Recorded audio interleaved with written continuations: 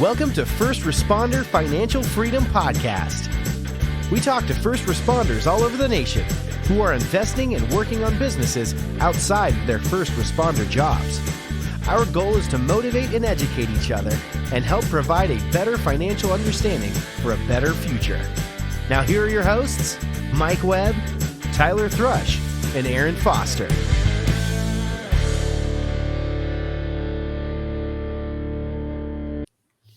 First Responder Financial Freedom with Mike Webb, Tyler Thrush, and me, Aaron Foster, and Chris Bauchle. I didn't butcher his name because I've asked him like 6 times how to pronounce it. So Chris comes to us from Indiana. He's a firefighter with a major metropolitan department out there.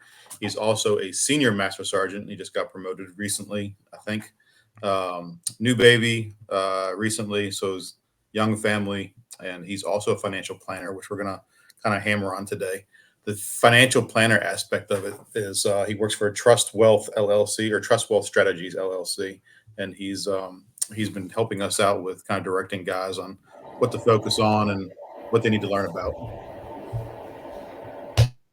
So going into this, Chris, thanks for spending some time with us. Thanks for being on here. When did you get started in the fire department? Yeah, so 2006. I started as an Air Force firefighter, and I'm actually still in the reserve. So coming up on 17 years in. I've been with the city for just over 8 years.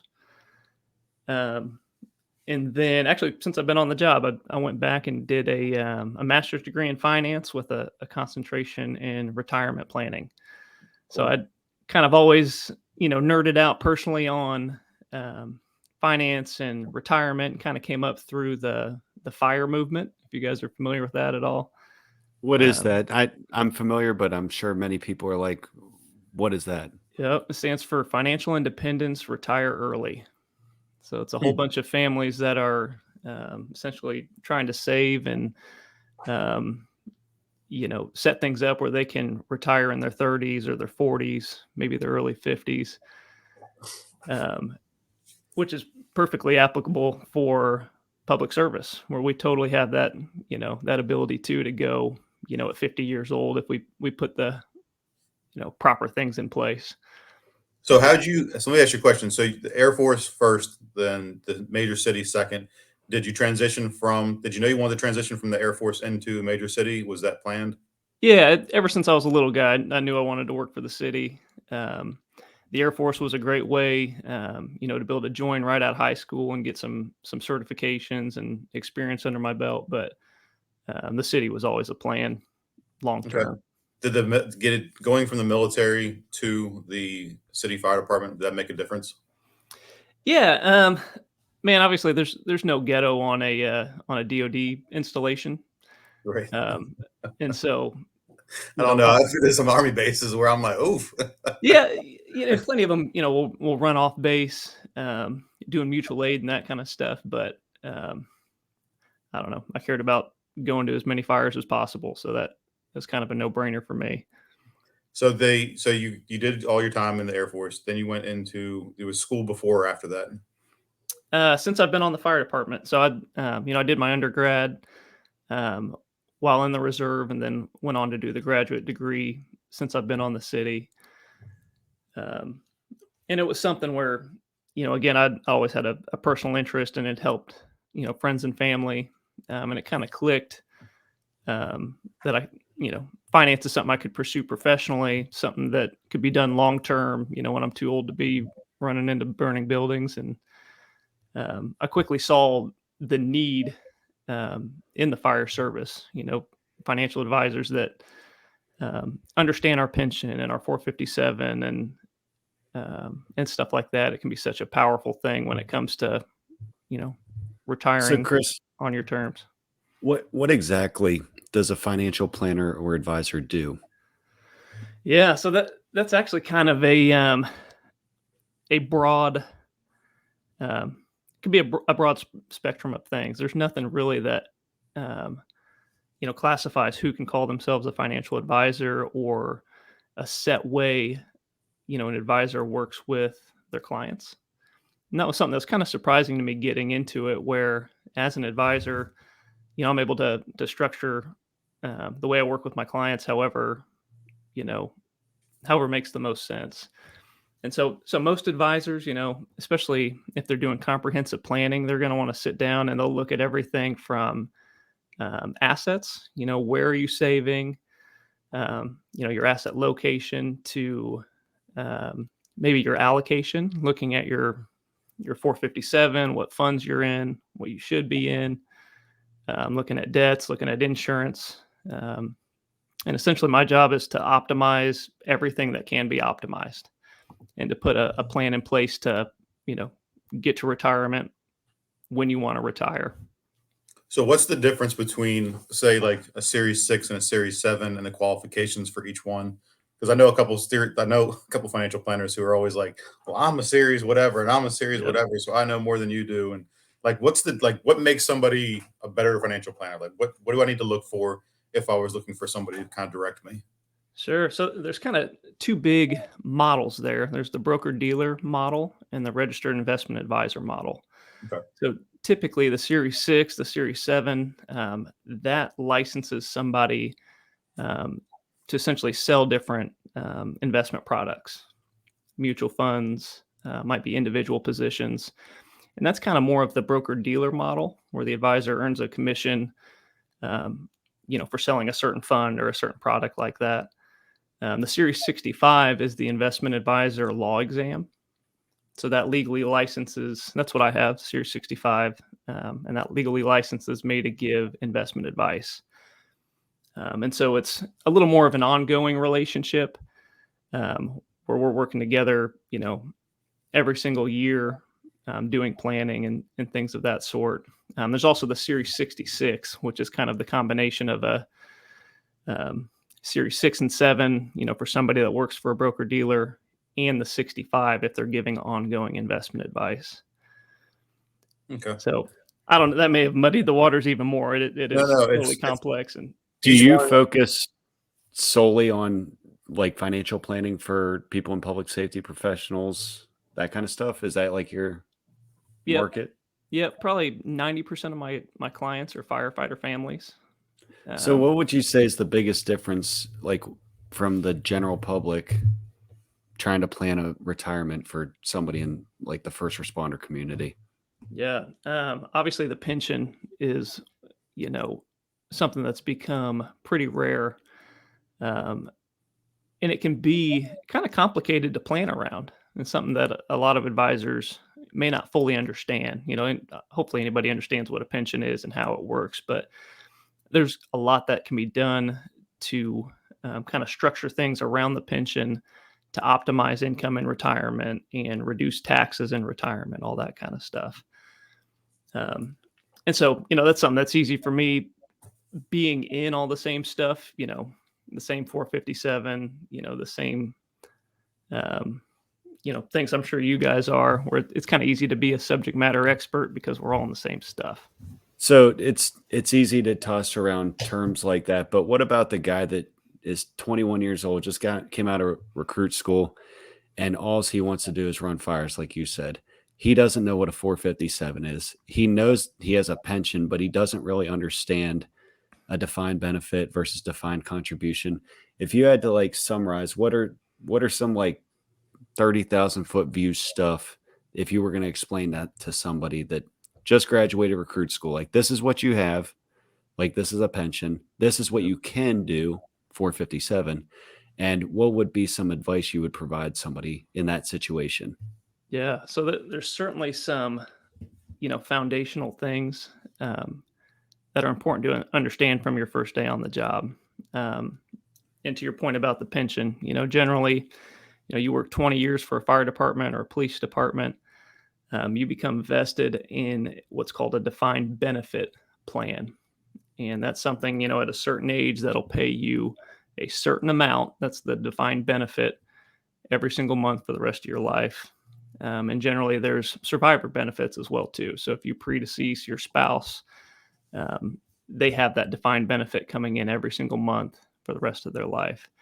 And that's something that's become pretty rare. It used to be common, 40 years ago, but now generally public service jobs are really the main occupations that have, a sizable pension like that. The 457 is something that supplements your pension income. So we're all fortunate to be in a position where, thanks to the pension, if you hit those 20 years and you're vested, you'll never run out of money. But your quality of life in retirement can vary dramatically based on what you do above and beyond the pension. And So that's what's- basically, if you're saying you depend solely on the pension, depending on what that income looks like from your pension, your quality of life could either increase or decrease depending on the things you supplement said pension with, i.e. the 457, correct? Exactly. Yeah. With a Yeah. pension, And you're on a very fixed income, yeah, so, if you hope to spoil grandkids or travel in retirement, right.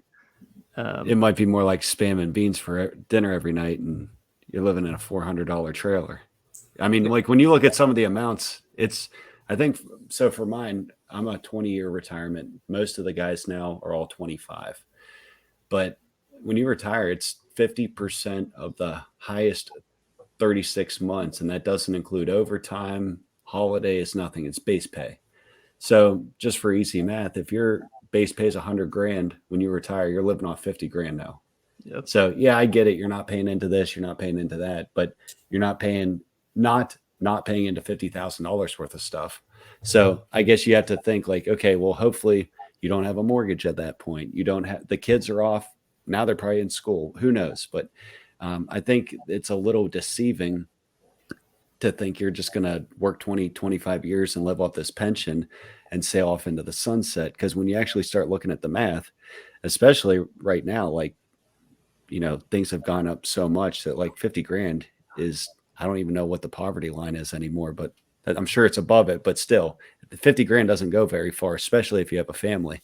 Yep. So, but I feel like these are things nobody really puts a lot of thought behind until you're maybe like 3, 5, 6 years from retirement. Then you realize like, wow, I got to play a lot of catch up. Whereas if you did that from like the day you got on the job and you were putting it into that 457 account or a Roth or whatever it is, you kind of like forget it and you don't build your lifestyle off of that.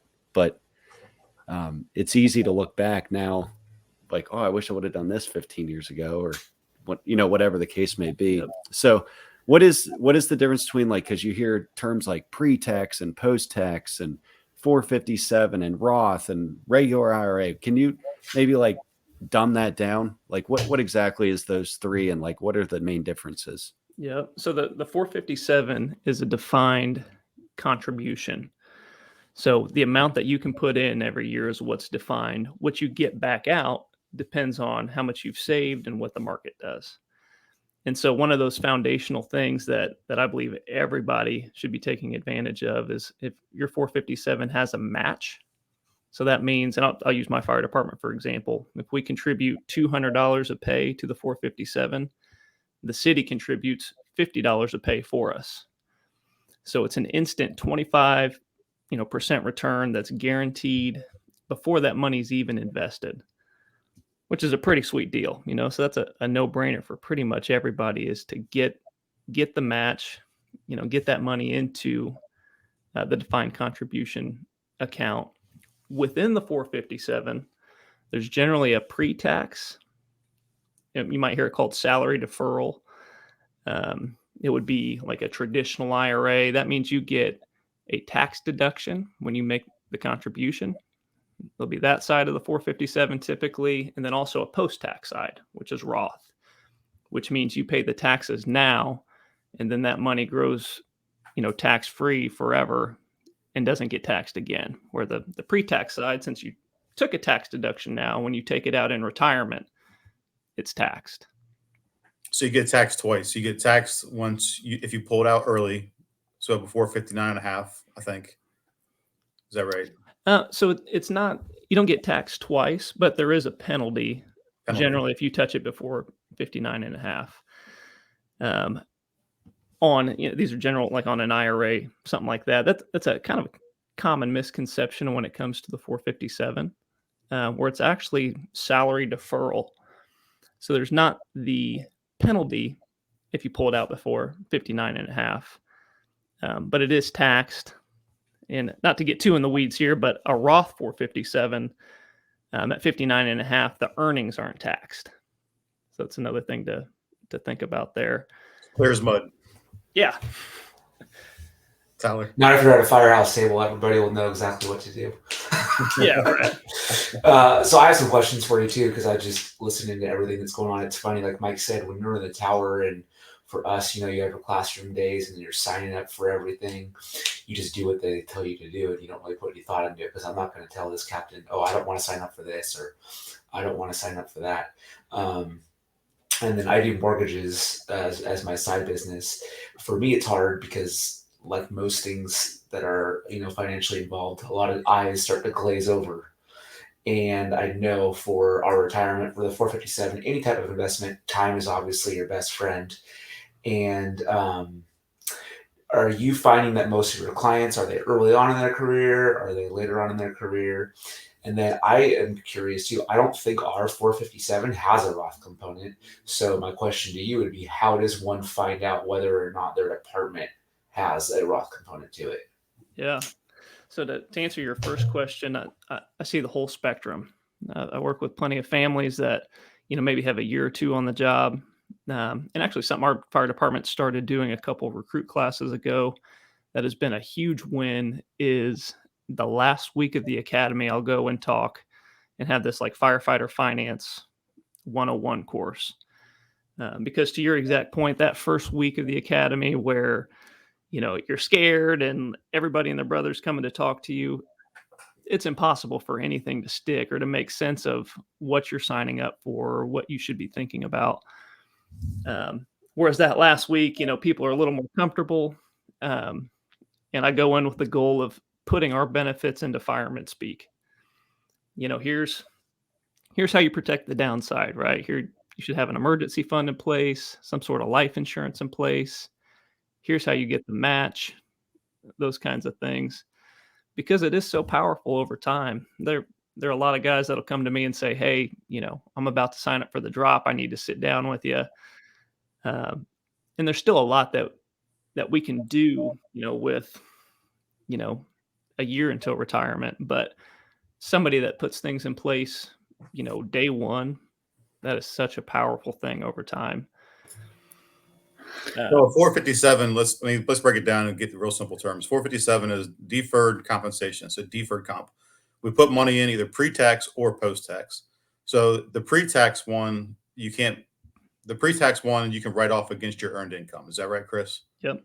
Up to 20,500 now. Yep. And if you're over 50, you can play catch up. And I think it's how much? 6,500. Okay, so you can play catch up and add on top of the 20,500. You can do 6,500 to play catch up for the last however many years you're on the job after 50. Yep. And then the Roth, which Tyler just mentioned, is post tax, so after tax. So the money's already taxed coming out of your check, and then it goes into a Roth deferred comp. What's the benefits of that? Yep. So something that I see commonly is we're in such a fortunate position where, thanks to the pension, you're going to have an above average amount of taxable income in retirement.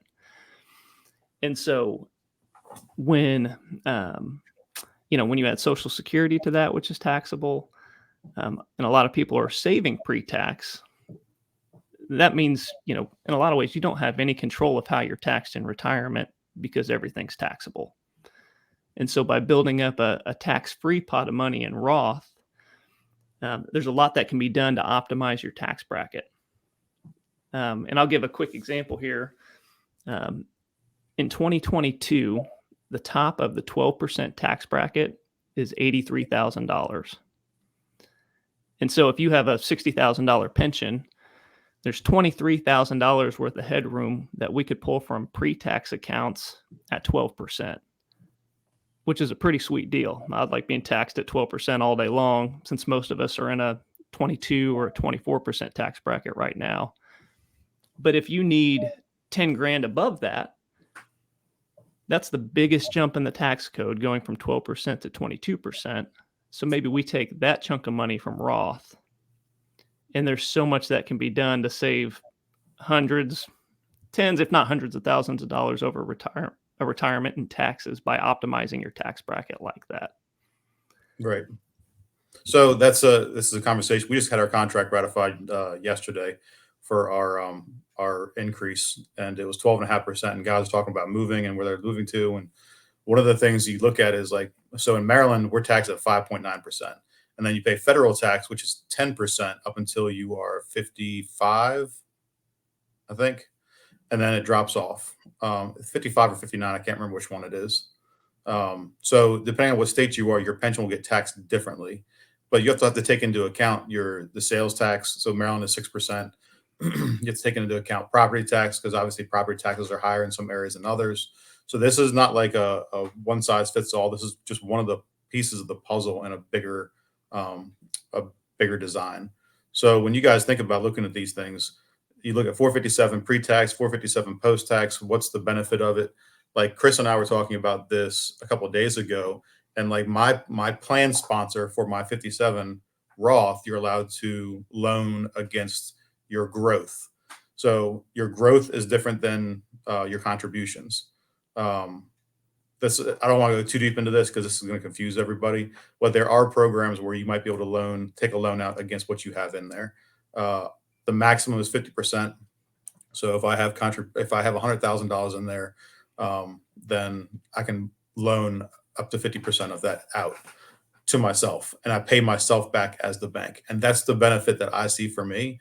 But other people might try to reduce their taxable income by putting it in pre-tax. That being said, like everybody has a different game plan for what you're going to do, which is why you talk to somebody like Chris to kind of unmuddy some of these waters and say, okay, what's your goal and why are you putting money into here, and what's your game plan, short term and long term? Because you're obviously from when I was a rookie, I didn't know I was gonna want to borrow against the money I have in 457. I didn't think about it then. So my game plan and my rules and my personal drive has changed. So Chris is a perfect example of having a relationship with somebody like, all right, man, like what's the rules now? Because 2 years ago, you could put in 19,500. They increased that to 20,500. That $1,000 might not make a big difference, but if it keeps you out of the next tax bracket, it might behoove you to make that move. So Chris, what's something that you see guys are not doing primarily in the police or fire department, whatever? What are they missing? Like, what are they failing at? The tax diversification we just talked about is definitely one of the most common things where again, everybody's saving pre-tax. And so they just have this one giant pre-tax lever to pull in retirement, where there's a lot of value in having money post-tax, having money in real estate. A brokerage account is taxed totally different than a pre-tax or a post-tax account. That's just a normal taxable investment account where you're looking at long-term capital gains, the ability to harvest gains or harvest losses. A lot of people are just all pre-tax because that's, just what they've known since coming out of the academy. They've never sat down and talked to anybody about, how do we optimize how things are positioned here? And to Tyler, your question earlier, a lot of places a Roth option even just came around. I know my fire department has gotten it just since in my career, over the last decade or so. Yeah, so we got ours 2 years ago. So it's a new thing that guys are still learning about. Yeah. So it'd be a matter of asking your HR or if there's a plan administrator, whoever, is the custodian for your fire department's 457, they'll know if you've got the Roth option. But I imagine most people do at this point. So that's certainly one pitfall that I see commonly.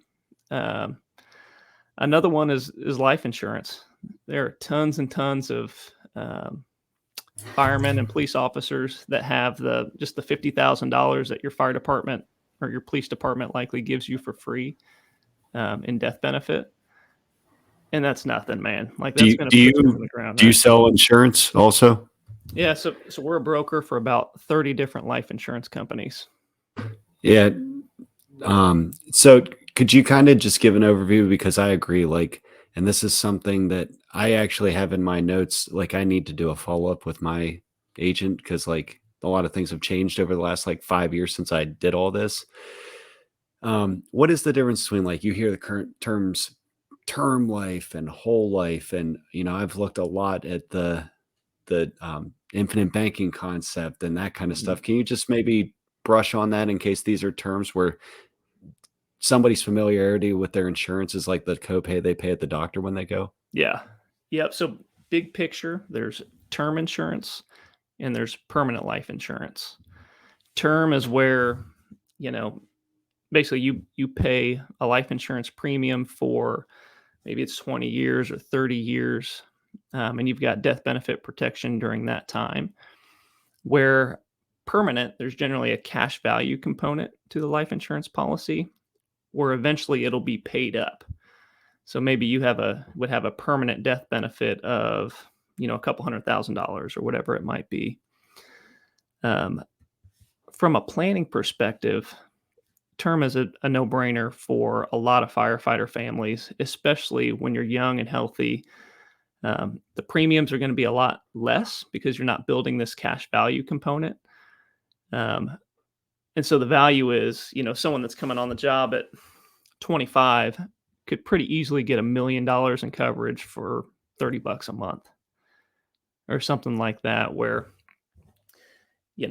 that's just such a powerful thing, especially in our profession where, guys will work their ass off to provide for their family, to meet all these goals while they're here, but you can cover everything that you're aspiring to work for right now for next to nothing, if something were to happen to you on or off the job. So yeah, those are kind of the two big, you'll hear about whole life. IULs are really common in the infinite banking realm. That's index universal life. Those are all types of permanent insurance. So as a financial planner, are you allowed to go into those? Do you sell those? What's the deal with them? Yeah. So again, we're being a broker for so many companies. It's really easy for us to go in and find the best and cheapest policy for our client based on whatever they need. That's certainly not our primary focus. We're doing the planning, we're managing investments, but for anybody that needs it, it's easy for us to get into it and, find whatever they need at the best price possible. What's one firehouse investment that you always hear, guys? You're like, what do you talk like crypto? We'll say crypto because the guys are always like, crypto, buy this, buy the penny stocks and woo, woo, woo. And I'm like, bro, those are terrible. It's terrible advice. Like, I know as holding a series financial planner certification, you kind of avoid certain things. Is that one of the things you avoid? You're saying crypto specifically? Oh, that's crypto is one of them, but like that's what else what do you avoid talking about? Like alternative investments, I think he's saying that is a little bit sketchier. Yeah. Man, nothing specifically comes to mind. I mean, anything like that, whether it's crypto or gold or all of those things can have their place.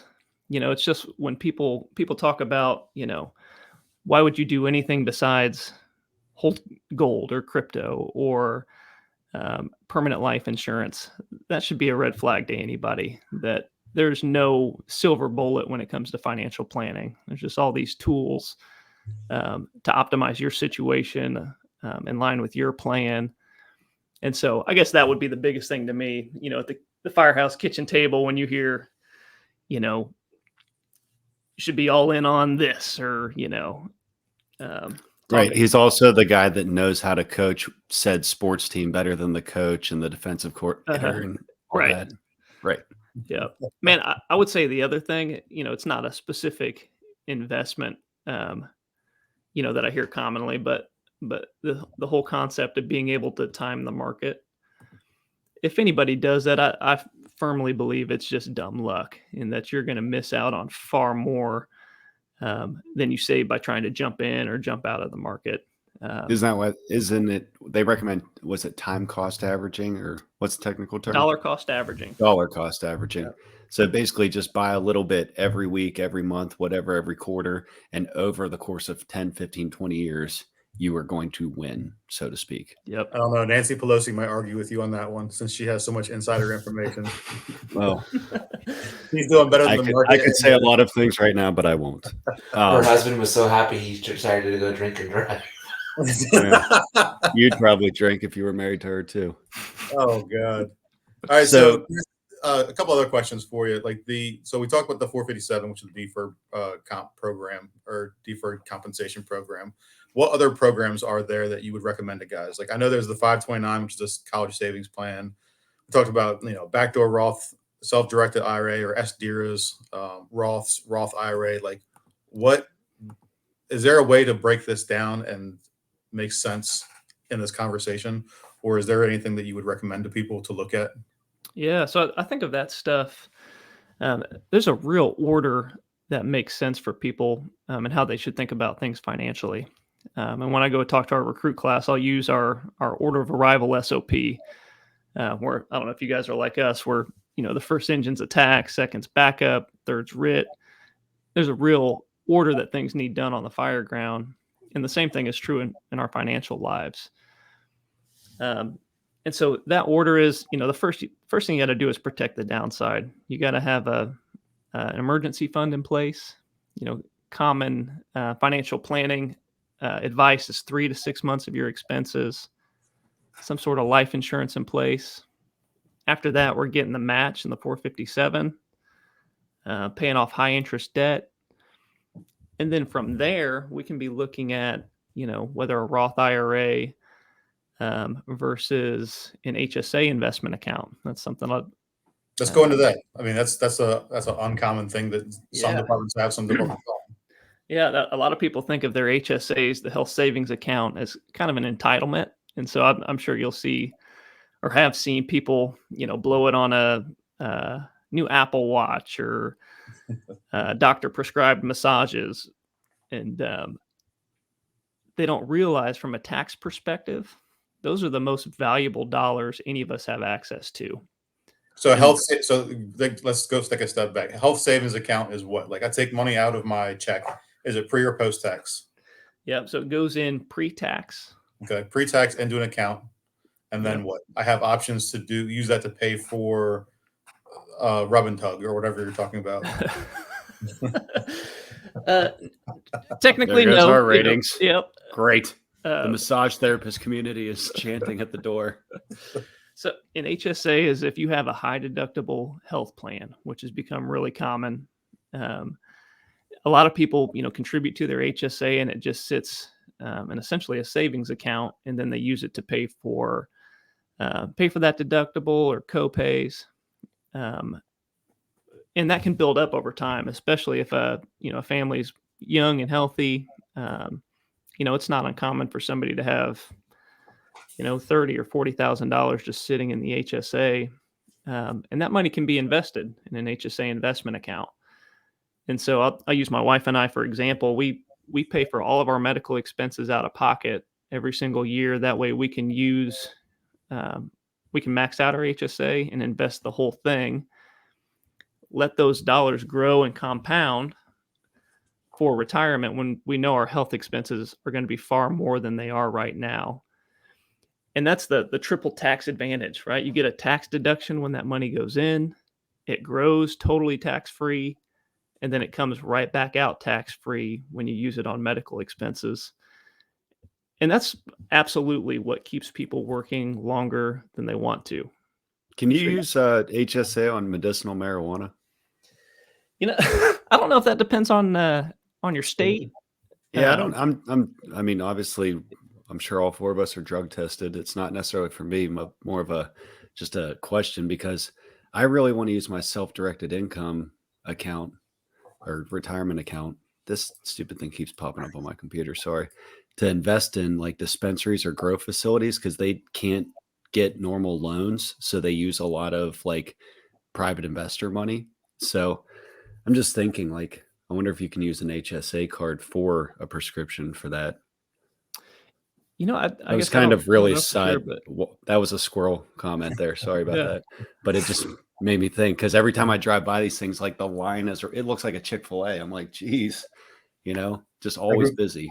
Every firefighter in California or in Colorado right now is looking into this. Like, Uh-huh. can I use my HSA? So that hike I went on, one of the guys, they basically syndicated a deal for a big grow facility in Nevada. And that's kind of what made me think about it. I was like, you're right. They can't use traditional banking loans and deposits and stuff. That's why I was like, huh. But anyway, sorry. Back to HSAs. So HSA money goes in, you can use it or you cannot use, you can invest it within an investment portal. And then what? Yep. So that money grows totally tax-free. And then when you take it out in retirement for medical expenses, it comes out tax-free. And so that's the triple tax advantage that you'll hear about sometimes with HSA accounts. And I'm sure, you guys have seen it just as much as I have, where that's by far the number one thing that keeps people working longer than they want to is they can't afford the retirees' health insurance premiums. Yeah. So let me ask you a question. So is there an age limit when you can start pulling that out? So for me, I retire at 47 years old. I started the fire department very early. I'll hit my 25 years at 47. So when I'm 48, if something happens to me, can I use it then, or do I have to wait? Yeah. So that's actually something that a lot of people don't know about, is that there's no time frame on, well, for one, you can use it anytime to reimburse a medical expense. So you have a medical expense in that year, you can use it, but you can also keep receipts and reimburse yourself later on. And so earlier I mentioned financial independence, retire early. That's a common strategy where people will pay for medical expenses out of pocket while they're working, keep the receipts. And if they're, they retire early and they need to pull a chunk from their HSA, they can reimburse themselves 10 years later for a medical expense they had while they were still working. I got guys that can't remember to do their timesheet every 2 weeks. Do you really think they're going to remember where they put that receipt when they need it? So, like, do they scan it and save it? Like, how does that work? Yeah, whatever your system. You don't need the hard copy, is what I'm saying. No. You can get a little like USPS box like this and just put all your receipts in it. Jesus. Yeah. Hopefully scan it, save it to a secure just drive. Walk it into your accountant's office at the end of the year. They Drop love the that. box in his lap. Like, here you go. So, trust me, the whole paper thing is just like a box like that just would not fly with me. Like I'm working adamantly to get a lot of stuff paperless.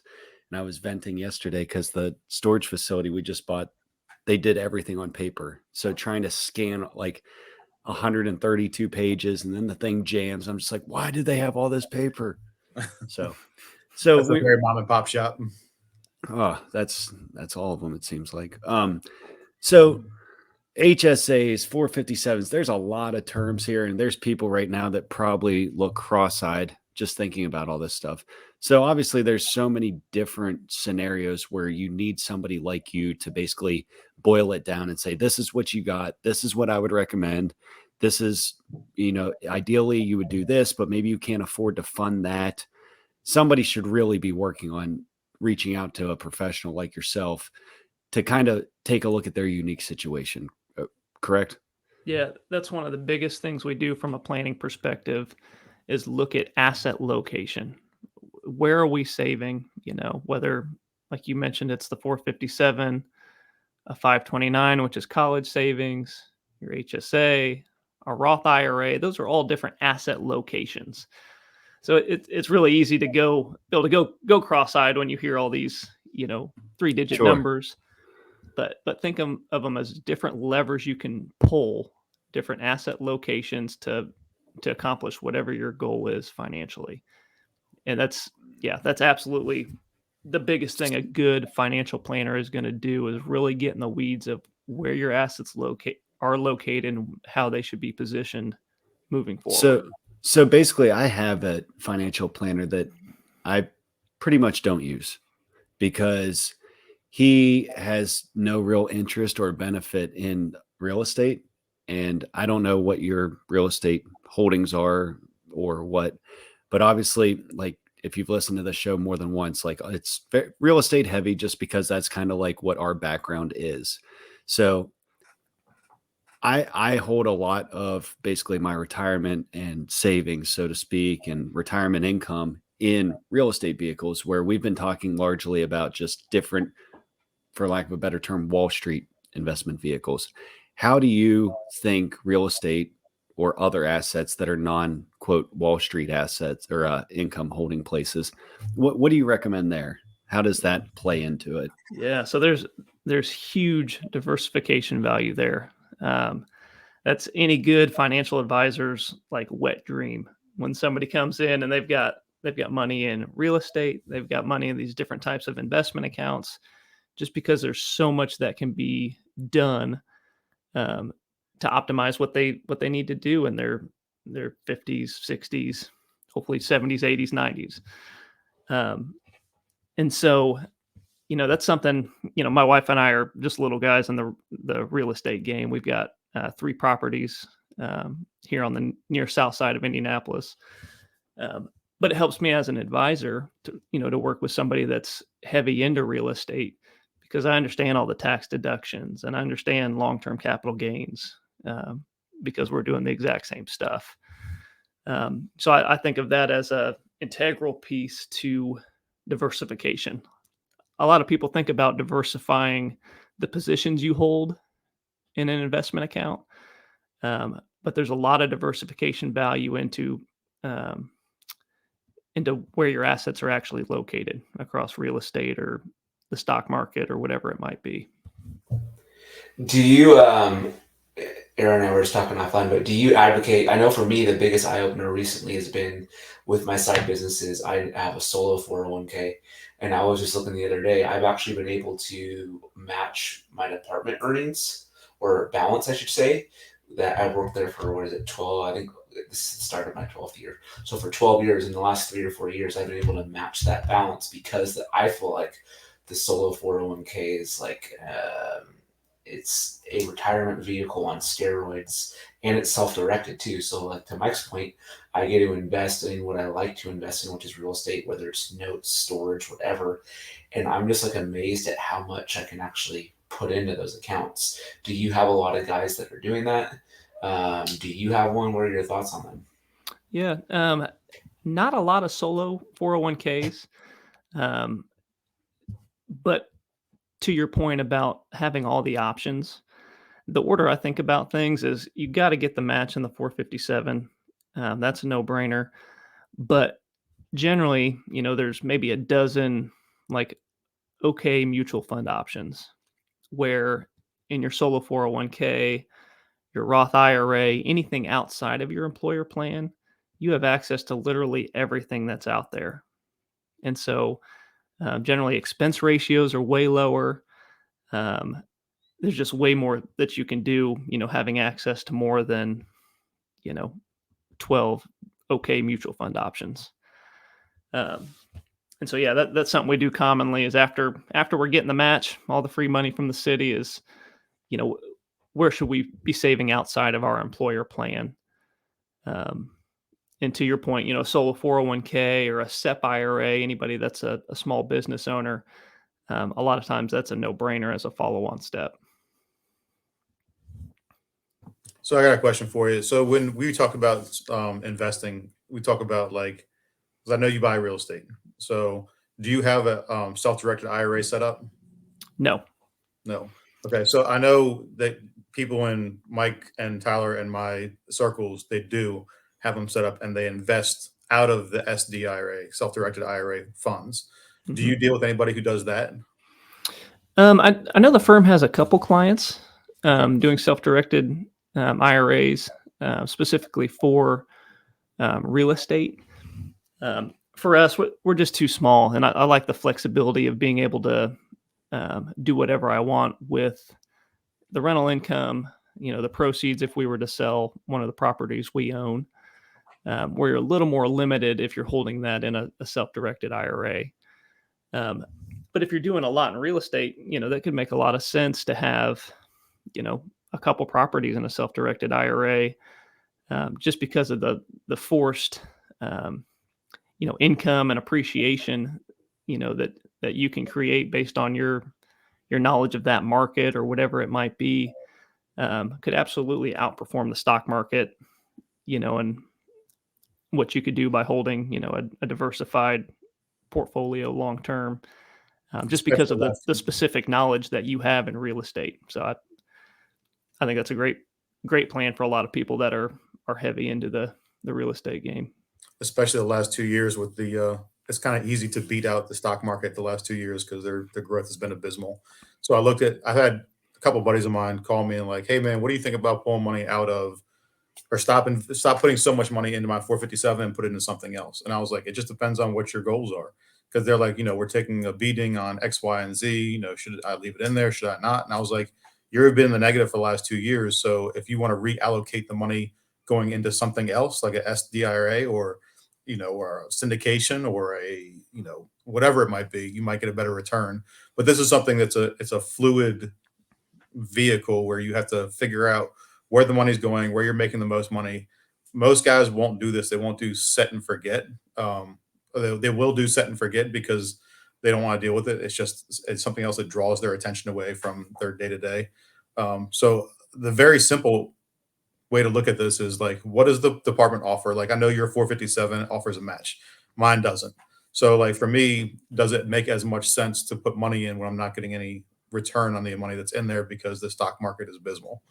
So then let's kind of transition that into like capital gains. So if guys do start investing and they do start making money, how do you explain short-term versus long-term capital gains?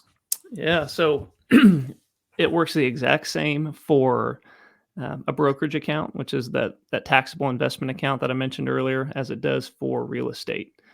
And so a long-term capital gain is any investment you hold for a year and a day. And for a lot of us, that gain is taxed at 15%, which is a pretty good deal considering, the money we're earning working for our fire departments, as ordinary income is taxed at 22% or 24%. And we know those tax rates are going to go up in 2026 when the Tax Cuts and Jobs Act end. And so I guess when you compare that to short-term capital gains, those are taxed at ordinary income rates. So if you're in the 22% tax bracket, if you've held an asset for, a year or less, you're paying that higher tax rate as a short-term investor. So if you make a whole bunch of money in under a year and the Uncle Sam will tax you at a higher rate, if you sell that asset, whatever, it could be stocks, it could be bonds, it could be real estate. If you hold it on to for a year and a day, you get taxed at a lower rate. Yep. That's the easiest way to explain it to people. Yep. And now that doesn't apply to retirement accounts, right? Because all taxes are deferred. A Roth account is growing tax-free, so you can take gains and never pay a penny in taxes. That's the tax advantage of those accounts. But specific to real estate or specific to a brokerage account, there's a lot that can be done there to optimize your taxes with long-term capital gains, or you can offset gains with losses as well in the exact same way. That's called tax loss harvesting. So there's a lot of different tax plays there in real estate or in stock market investing. This is so much information we're relaying to people, and like just grasp at a couple things and look into it and self-educate, or find somebody like Chris that you can discuss this stuff with. We need to put a post out in the group with just all the definitions, because think about it. Like if you eat, sleep, and breathe this like Chris, it's one thing. But if all these terms swirl around in your head, they always say the confused mind just says no. So like, then it's just easy to not do anything, where it's like, like, let me read back through this. And then, like you said, reach out to somebody like Chris. So Chris will definitely want to make sure your information is in the group. Well, first off, are you even accepting any new clients right now? Yeah. So I guess my, for anybody that's interested, my website's firefighterfinancialadvisor.com. There's a little contact form, and basically my little process is, when someone reaches out, we'll just schedule a phone call and talk through some of this stuff, big picture. It's important to me to make sure that any client I take on is a good fit for our firm and that we're a good fit for them. And so this is the exact stuff that we talk through. What do you have in place currently? you know, and a lot of times in an hour conversation, we can walk away with 4 or 5 little tweaks that will have a dramatic impact on someone's trajectory to retirement, you know, just based off of that initial conversation. Can you then, work with people in all states, or do they Yep. have to be from Indiana? No, we work with people all over the U.S. Okay. Yep. Yeah. So definitely it's one of those things, like it's very easy to be like, whatever, I don't have enough going on to even worry about it. But if you have a career and you have a pension, you probably have enough going on thus far to employ your services, correct? Yeah. Yep. So, Chris, one thing I want to talk about is I know this is getting a little bit long in the tooth here, 50 minutes, but long-term life insurance or long-term healthcare insurance. I'm sorry. So basically, if something happens to you, do you sell this type of insurance? Yes. Do you want to Yep. give a quick breakdown of what it is? Yeah. Basically, long-term care insurance is a way to protect your assets in retirement. It's something we all see frequently, you know, going on runs in and out of nursing homes where they say about 50% of people in a nursing home are on Medicaid because they've spent down, you know, all of their assets. So anybody that's done a good job saving, certainly anybody that owns assets going into retirement, long-term care insurance can supplement your pension, your retirement assets to ensure you don't spend things down prematurely if you develop Alzheimer's or, you know, need some sort of long-term care, because that's typically what happens is those assets get spent all the way down until you qualify for Medicaid, and then you're on Medicaid until you die. And so they say there's kind of a long-term care donut hole where, you know, if your net worth is under $1 million, you know, maybe you can't afford the long-term care insurance. There's a lot of value in putting it in place early. That's something that's common too, where people will kind of look up and be like, man, we've accumulated some assets here and we need to protect them. But they can't qualify with the underwriting, things like that, because of the different health issues that come up in your 60s.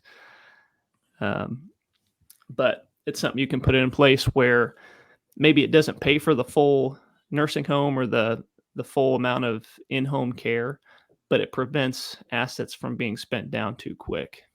And specific to cops and firemen, you know, your whole pension will go to the nursing home. And for most people, that's your greatest retirement asset. In a lot of states, the state determines how much the non-nursing home spouse can keep. It's called the monthly minimum needs allowance. And it's not a lot. And so there's a lot that can be done with long-term care insurance if you've done a good job accumulating assets to prevent your spouse from being impoverished, you know, if you're to need long-term care. So one of the reasons I brought it up is because I've been looking at buying assisted living facilities, and they're very, very expensive, and there's lots of moving parts there, a lot of care issues. And obviously, we all go into nursing homes where they tell us that they were just eating breakfast this morning and they've got rigor mortis. It's like, I don't know if this is the kind of care I want to Or not their patient. Or it's not my patient. I just came on shift. I don't know what's my going shift on. just 5 minutes ago. But the reason I say that is because in our area, in the DC metro area, DC Baltimore, the average bed, this isn't per room, this is for a bed in a room. So it could be 2 beds or 3 beds to a room or 4 beds to a room. The average is 5 to 6 on the low end is 5 to 6,000, up to 8,000 a month. So I know somebody right now who's paying, one person who's paying 13,000 a month for more extreme. I think it's level 3 care, which is where they have to be, you know, help bathe, dementia's bad, you can't remember to take the medicines. It's a lot more hands-on care. And there's somebody else paying $16,000 a month. And I'm like, those are really, really big numbers. And the reason I'm bringing this up is because firefighters and cops go through a lot of stress and they beat their bodies up. And one of the things you need to worry about is long-term health care, because our bodies tend to break down, historically speaking, across the board from years of abuse for 20 or 25 years or 30 years, whatever you do in the job. So keep this in the back of your mind. The younger you are, the cheaper it will be getting into it. The older you are, the more expensive it'll be, but it might pay dividends. So if you spend, we'll just use round numbers, we'll say $100 a month for a year is $1,200 a year. If you buy it when you're young, that could go up to $500. I'm just making up numbers now. $500 a month, which is going to be $6,000 a year. So what is your break-even point, and is it going to be worth it to you? Like if you're accident prone, like me, or maybe Tyler, like you might need this down the road, and it's just something to keep in the back of your head. And Tyler just mentioned long-term disability insurance. So my father had to go through that when he had cancer. So can you explain a little bit about long-term disability also? Yeah. So it's something that can be hard to find for firefighters. There are some carriers that will do it. And generally, if you were to become disabled and unable to work, it's going to pay you a monthly income for a set amount of time. And so certainly if you're the primary breadwinner, it's a perfectly insurable risk, just like the long-term care insurance. Like I know I never want one of my kids to have to wipe my ass. That's a perfectly insurable risk that I can guarantee never happens.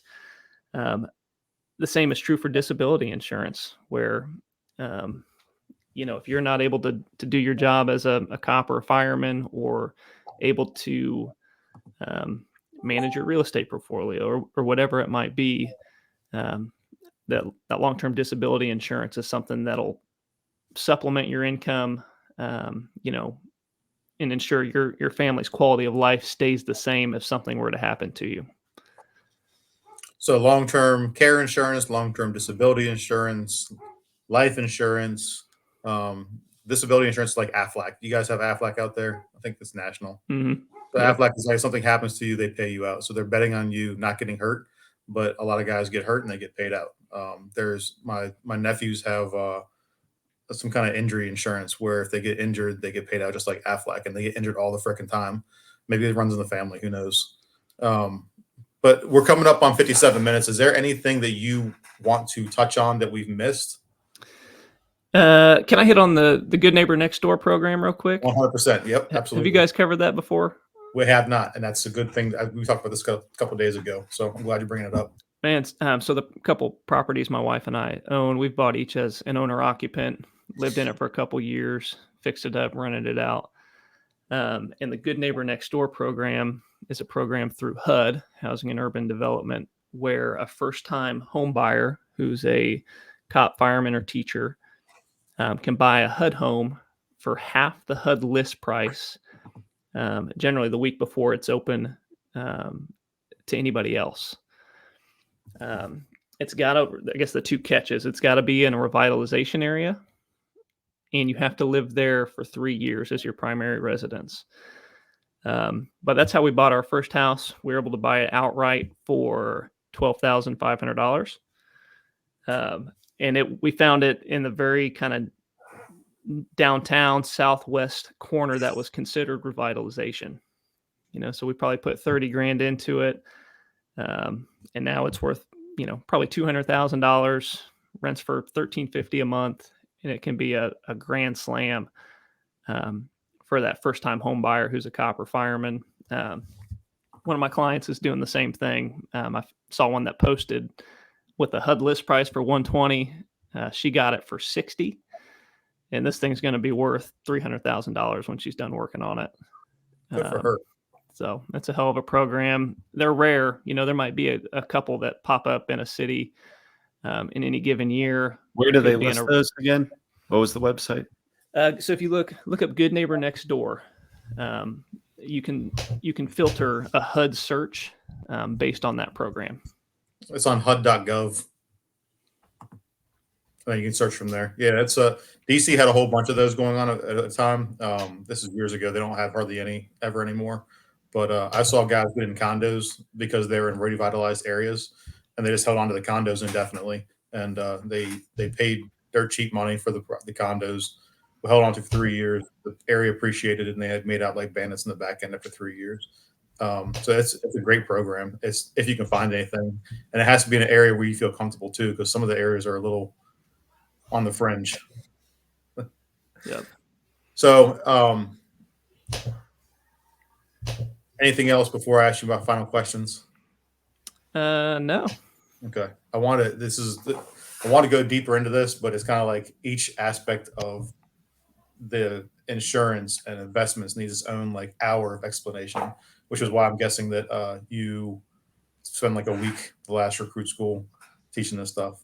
I've actually approached departments before about like going into some of this stuff, and they're like, "There's no time for us. We're too busy with everything else." I'm like, "Well, this is kind of important, but some people see the value and some people don't. So some people will pull the trigger on this. Some people won't. That's just how it is." So I'm glad you came on here to spend some time with us to talk about this because we all think it's important. So what's, other than your family, because I know you're a family man, what is your motivation for pushing forward and keeping investing and keep doing this stuff? Yeah. Man, I guess not to get like sentimental on you guys. Go for it. But I don't know. I guess I have this vision of just more firefighter families retiring wealthy. I mentioned after, sitting down for an hour, there's a lot of just little tweaks that we can make that will dramatically change, someone's trajectory to retirement. And that's like one of the most rewarding things in the world to me, where, I don't know. I think of those runs that we go on where, as few and far between as they might be, where you really make a difference for somebody. I get that same kind of satisfaction by seeing people put the right things in place and, working with them year to year. And it's super motivating to me, and then obviously personally, my family, I've got a lifestyle in mind that I want to build for my wife and our kids. And I want to teach them how to do it. I don't care about handing anything to them, giving them things that I didn't have, whatever. I want to set that example and show them how it can be done. So those are definitely the two big motivators for me. Yeah, when Mike, Tyler, and me started this whole program and Facebook and podcast, that was kind of our goal, is to like get people out of the mindset of button the seats versus $1 per hour, and like make sure you're taken care of at the end of your career as well as during your career. So you're right in step with what we're looking at too. So that's great. Next question is going to be, if you can go back and give your younger self some advice, what advice would that be? Yeah. Has anybody ever said start earlier? I don't think so. No. I wish I would have started maxing everything out when I was 8 years old. That's one thing. No. Man, for me, it would be to challenge the employee mentality earlier. I feel like that's something that's super common, where obviously nobody gets into public service for the money, right? We do it for deeper reasons. And it's easy to be in a position where, if you need to earn more money, that you think, well, I got to work more overtime, or to sit back and kind of have a must be nice mentality when you see somebody that's running a small business that's doing really well, or someone that's building that real estate portfolio. But if I could go back and tell my younger self that what you're building financially doesn't have to be tied to your physical labor. A lot of ways it's got to start that way. You got to get the income going to be able to do smart things with that money. But man, challenge that employee mindset, and, be aware of opportunities where, maybe you can build that small business, or, I know a lot of people talk about rich dad, poor dad, that whole mentality. In Kiyosaki's book, Cash Flow Quadrant, talks a lot about the employee mentality versus the business owner or the investor. And that's something any of us can do if you're willing to put the work in, and challenge this whole concept that, I should be paid when I'm actively laboring, because it doesn't have to be like that. So that'd be the thing. I'd go back, and I get it now. I wish I would have gotten it, had been able to grasp that concept, as a young guy. Hindsight's Sure. 2020. I was just going to say hindsight's 2020, right? Yep. You don't know what you don't know, and then when you learn it, you're like, I wish I'd known this when I was younger. Now, a lot of times we don't have people teach us this stuff. We don't have mentors. We just don't have that. So, and to be realistic, a lot of this stuff, even if you did have available to you, sometimes at that age, you're not ready to you can't even wrap your head around it. So, you all of a sudden become the old guy telling the young guy, like, hey, man, you want to do this now? And they're like, yeah, whatever. Just like maybe we did or did not do. So, but yeah, it's like the old adage, the best time to plant a tree was 20 years ago. The second best time is today. So hop on that planning call and figure out what you can do now. Absolutely. So, Chris, if people want to get a hold of you, how would they reach out to you? Yeah, firefighterfinancialadvisor.com is my website. I've just got a little blog on there. There's actually a newsletter where quarterly I'll send a blast out with just 3 highly specific pieces of like financial planning content for firefighters. So you could sign up for the newsletter there. We're on Facebook, LinkedIn, all that kind of stuff too. Cool. Your URL's as long as ours too. Yeah. Ambulance driver, financial freedom. That just didn't have the same ring. Yeah. So, all right, man. Well, is there anything else? I know that we've asked that a couple of times. There's just this is one of those episodes, guys. Like, you're probably gonna have to listen to this twice, unless you're just like Rain Man and you're really into this kind of stuff. But this is like the real stuff that differentiates you, like the guy that is going to be able to retire when he's eligible versus the guy that has to become the disgruntled dude that's stuck around for an extra 9 years and then still has to go get a job when he retires because this was so far from his, thought process for 20, 25 years. You kind of, this goes with the whole like discipline equals freedom. If you have the discipline to do this now, you'll have the freedom to do what you want when you're able to retire. And unfortunately, that message, you could stand on the rooftops and shout it, but it's going to be one of them things. It's tough if nobody places a priority in it. Oftentimes, by the time they do realize, it might be a little late to really move the needle the way they think they're going to be able to move it. So certainly appreciate your time and look forward to you kind of providing a little more of this information in distilled terms for us, knuckle draggers, but just greatly appreciate it, man. So thank you, Chris. Glad to do it. We'll keep it coming in the First Responder Financial Freedom Facebook group too. Awesome. Thanks, Chris, thanks for hanging out with us. Thanks, guys. And all right, turn it over to Aaron. All right, see you guys.